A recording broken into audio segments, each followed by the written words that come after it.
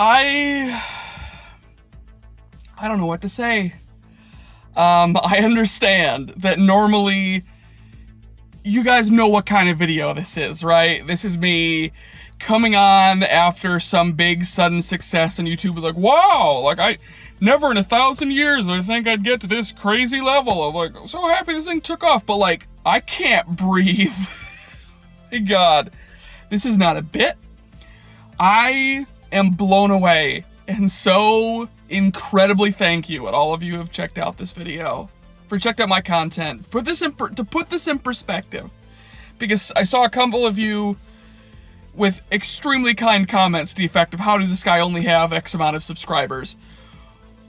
I've been on YouTube in some form since, like, I mean, even I go back from this channel, I've been doing YouTube videos since we had star ratings. Like, I think I've been on since like 2007. And this channel has been around since about 2000, maybe 2010, 2012, I think. Because I think I made this channel shortly after I finished film school. So it would have been 2012, 2013. Which is longer ago than I want to think about.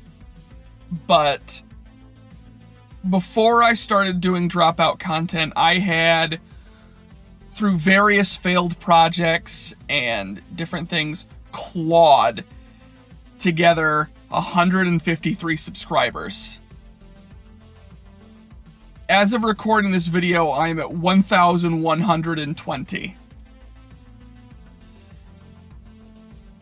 Before I made YouTube for Dropout, my most successful video, which I resented, was a somewhat faux angry review of the trailer for the live-action reboot that went, in my opinion at the time, quote-unquote mini viral, with about 2,000 to 2,500 to 3,000 views.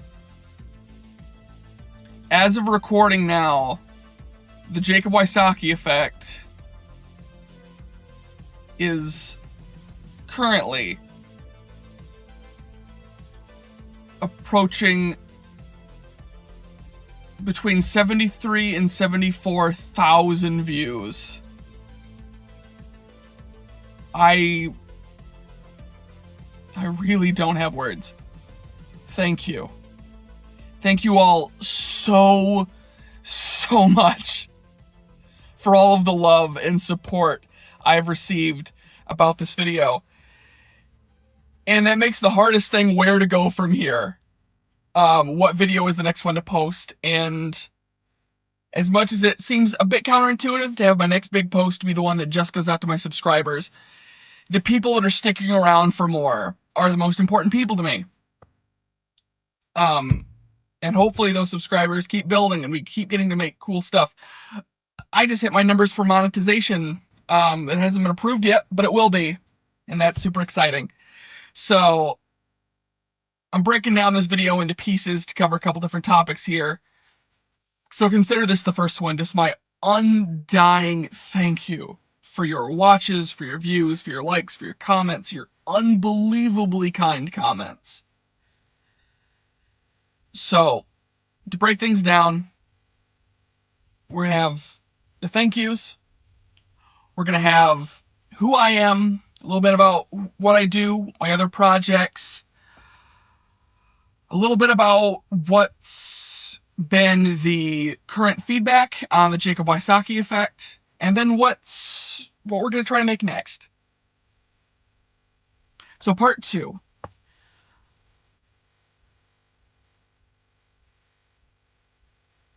My name is Ken Johnson. I am a writer. I am a dungeon master. An overall crazed, hyper-focusing nerd. I'm a film school graduate with a particular love for editing and film history. And before I made video essays on YouTube, I loved reviewing things, and still do. When I say that I'm a writer, I mean in the sense that I've made several books. Several books of which some people started to ask about, and if I would have known this was going to take off so much, I would have had it better equipped for people to have access to them, but I'm going to rattle off where you can find a lot of them, and you'll get more information soon. As soon as I have access to YouTube's YouTube memberships as well, one of the main benefits of those memberships is having access to digital copies of all, I want to say 9 books that I've made so far, and then early access to my 10th book, which I'll be talking about this coming out in November. My first book I ever made was a series called The Man Who Watched Batman. It is the world's most in-depth analysis of the 1990s Batman animated series, the one with Mark Hamill and Kevin Conroy and that whole group of people. I went through and reviewed and analyzed the entirety of the series. It's over 100 episodes, scene by scene, episode by episode, line by line, and composed each season into its own review novelization. All 4 of those books were then combined into one giant book called The Man Who Watched Batman Ultimate Edition, which also included reviews of all of the Batman animated movies and of the Sega CD Batman the Animated Series Lost episode. It is still to this day probably my favorite work. It is what got me a leg up in the comic book industry, gave me something to talk about with other creators and get into Comic-Cons before I was able to go through the long process of making my own comic, of which I have made 3. I am a comic book writer. I've written 2 series, currently both of which are ongoing. The first one is the one I talked about in the video, Corpse Core. It is a world where every horror movie in the world is real murder, but nobody has a clue. It is a literal corpse corporation. I kind of pitch it as if Kevin Smith directed Scream. You'll notice that the title cards of the faces that I've used in the video are pulled from that. It's a character. Jack White is meant, in that story, is meant to look like me. It's not necessarily meant to be me, but there's a lot of me put into the character. So I repurposed those faces, and they work well enough because I'm still in the process of setting up my office, and for various factors, while I'm up to doing more face cam stuff in the future, it can make the production process a lot harder, sometimes.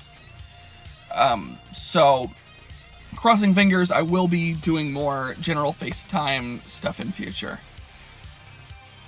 Other projects, I have a new book coming out in November, The Man Who Watched Toonami. The biggest of the review novels I've ever done. It is an in-depth review of every single show that Toonami ever aired during their original, I think it's 11-year run. I have been working on this book since COVID. It has been a labor of love, and due to its format, been impossible to edit, but it is and when it's published, will be a full-on coffee table style book with pictures and examples of the various shows included. It has this awesome cover by a close artist friend of mine named Rob Hogan, who had the idea of doing Moltar and the various Toms in the pose of Bohemian Rhapsody, and I'm absolutely obsessed with it.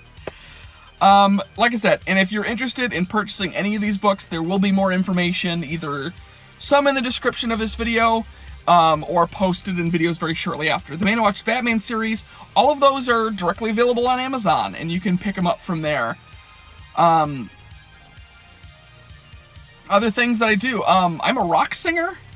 Some of you may have seen I have a video on the channel that I might want to redo, because I think I could do a better job of doing a hard rock cover of Teenage Rebellion from Fantasy High Junior Year. And there's also some other videos around. I'll probably plug in one here of Karaoke Night of Mine, or of old rock band that I used to perform for. That's in my dreams. It's always there. The evil face that wastes my mind and brings me to despair.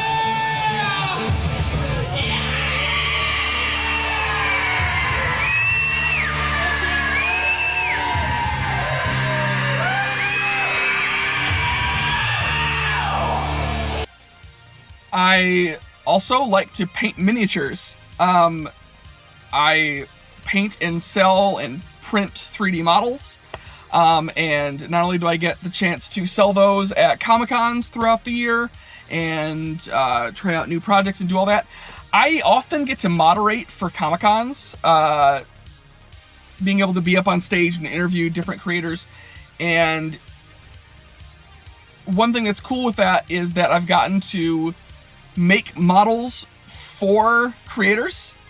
You'll see some pictures here of different celebrities, either Jim McGon of DuckTales fame, the cast of Death Note.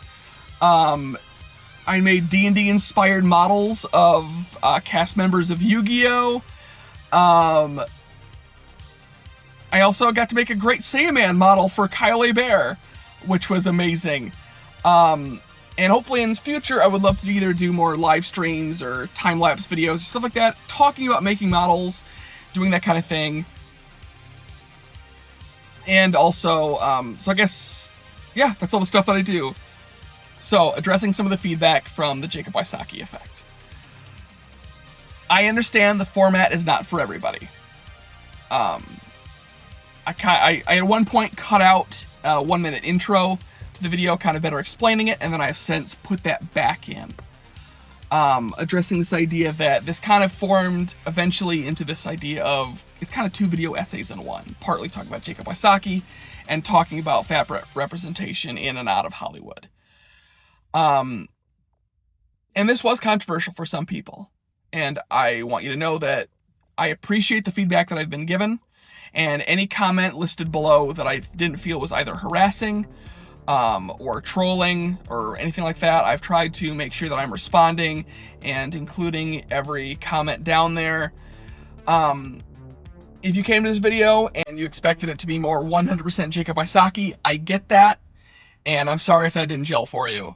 At the same time, I felt a lot of people who really enjoyed that extra content, but it is really difficult to advertise on YouTube, to get exactly down what you're doing, especially when you're unestablished like me. So, I'll talk more about future projects in a minute here, but know that in future, the projects I talk about, if there's other effect videos, probably will be more quote-unquote focused than this one. I heard some criticism of people. One thing I want to address is the use of the term, I believe the term I used in the video was differently abled people, which some people have addressed that disabled persons would be the more appropriate term. And I know there's some disagreement among people about different people's preferences on what the correct term is, but just know that, you know, I am listening to all people about how they choose to be referred to in different points. I had criticisms going into making this video addressing what terms I use as far as fat or overweight or plus sized and so on and so forth, and I very much appreciated those. As far as figuring out what the correct terms were, what terms people preferred, as obviously I don't want to insult anybody, I don't want to make anyone feel uncomfortable. And on the note of feeling uncomfortable, I understand that there are people that don't like the fact that this video focused on weight. And I get that, and I'm not going to say anybody is wrong for that. I think it's one of those things that I feel like watching the whole video all the way through does help a lot with why the video is formatted the way it is, why we focus on weight, and so on and so forth. If I was to sum it up simpler, I would say that yes, it is true that Jacob Wysocki doesn't focus a lot on his weight. But it's not a matter of just saying that he doesn't do that. It not only takes a lot of work to do that, but it also sits on the shoulders of people who did a lot of work to get to that point where he could do that. In my opinion, it's a thing of, unfortunately, Jacob Wysocki's weight is going to be discussed no matter what. So, to some extent, if I can be a voice of discussing that with a sense of empathy and positivity, then I would like to do that. And a lot of people have reached out and felt extremely seen by this video, and whether being Jacob Wysocki fans or being people that are fat. And it means the world to me that I was so worried about how this video would come off, that everyone was going to think I was fat phobic, or think that I was talking out of turn, or that I was really worried people were going to hate this video, and they didn't. And that blows me away. The only other main criticism I got is just a matter of timing, in the sense that there are so many other people, and I'm so happy for it, that there were other people reaching out with other ideas of people they wanted to see included in the video.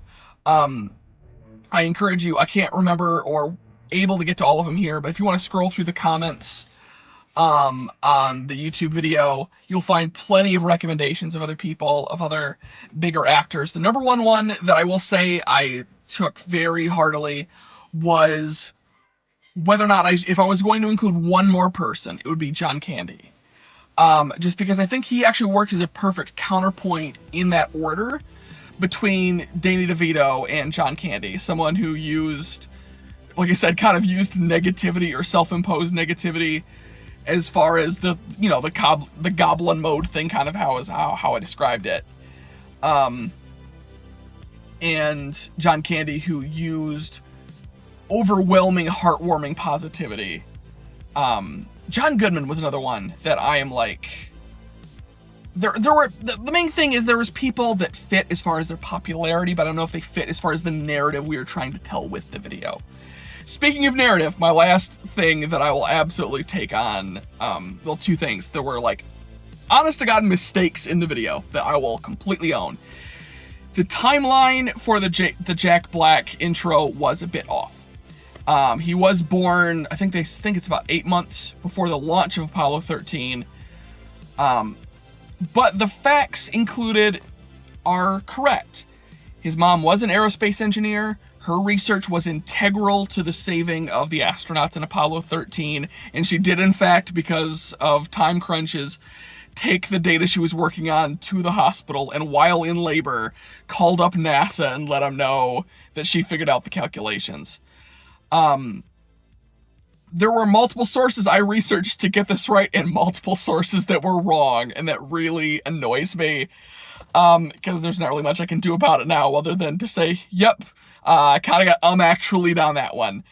Second, my wording was a little bit off on one, Jacob Wysocki's introduction to Dropout. He'd been around a lot longer. I meant to say that his introduction for me was in Make Some Noise, that's where I had first heard of him. And also I worded that Danny DeVito casted himself. And I meant to say that more, not literally. I meant that in the sense that he had all the negotiating power in the world in being added to that role. And most actors wouldn't choose or allow them to be casted in that kind of role for someone of his reputation and stature, in comparison to was at the time a very small show in a very big pond. And then very quickly, what's next? Where are we going from here? I have my next Dropout Make Some Noise edited short ready to go. It will probably be launched, I think maybe Monday. You can look forward to seeing that. And then very shortly after, we'll be releasing a video of my first Make Some Noise collection. My first 10 Make Some Noise videos collected together into one video you can watch all the way through. And then I try to pull at least one good sketch from every Make Some Noise episode, so hopefully I'll get one from this week. I am planning on making more Dropout stuff in larger form. I won't say exactly what it's going to be, but for those who stick around this long, I will reveal it here. The Lou Wilson Effect is next. And that is all I am going to say on the matter. I'd want to do more stuff that's not Dropout, just because I don't want to pigeonhole myself. I know Make Some Noise isn't going to be going on forever, at least the season isn't going to be. And I want to diversify also. I don't want to get to the point where I don't feel like I personally am going to get sick of Dropout, but I'd like to make more stuff. I want to make more stuff talking about movies or shows that I like. Media analysis in general, people seem to really like from me. Video essays on other topics. I want to, you know, like I said earlier, and stuff that I do, I make miniatures and paint miniatures, and would love to show more of that process. I think that'd be really awesome. I would like to do Let's Plays. I used to be really successful doing Pokemon Nuzlocke runs. I would love to do those again with the Pokemon Legacy series in full swing, and with Pokemon Legacy Emerald coming out very soon. Very much would like to do content with that. There's more coming from me. And I don't think I'm just happy to be here sells it enough. How happy I am to have you all here. And the fact that there will still be more and more people flooding into this video. It's mind-blowing. You guys are the best. So, hope you enjoy this little Carside chat. There's more on the way, and I really hope you enjoy it.